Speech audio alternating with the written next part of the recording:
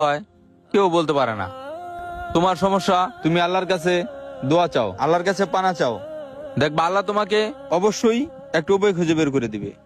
কিছু চাওয়ার হলে আল্লাহর কাছে চাও, দেখবা আল্লাহ তোমাদের কখনোই খালি হাতে ফিরাই দিবে না। হ্যাঁ হুজুর, আপনি ঠিকই কইছেন। কিছু চাইতে হইলে আল্লাহর কাছে চাইতে হইব। হুজুর, আমরা বিষয়টা বুঝতে পারছি।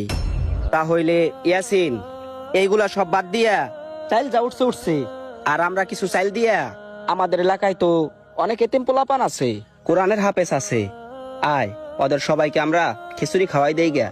ওরা যদি খাইয়া আল্লাহর কাছে বৃষ্টির জন্য দোয়া করে, তাইলে হয়তো আল্লাহ তাআলা বৃষ্টি দিতে পারে। কারণ আল্লাহ তাআলা কখনো এতিমের দোয়া বিফলে দেয় না। চল চল, আয় সবাই নৌ। আচ্ছা ঠিক আছে, তোমরা যাও। ভিডিওটা দেখে কি বুঝলেন? এটা এখন আমাদের সমাজের একটা ঐতিহ্য হয়ে গিয়েছে। কারো টিনের চালে গিয়ে পানি দিলেই আর চাল উঠায় খিচুড়ি রান্না করলেই কখনো বৃষ্টি হয় না। বৃষ্টি হলো আল্লাহ তাআলার একটা বড় নিয়ামত। আল্লাহ তাআলা যখন আপনার আমার উপর খুশি হন, তখন এই দুনিয়াতে বৃষ্টি দান করেন।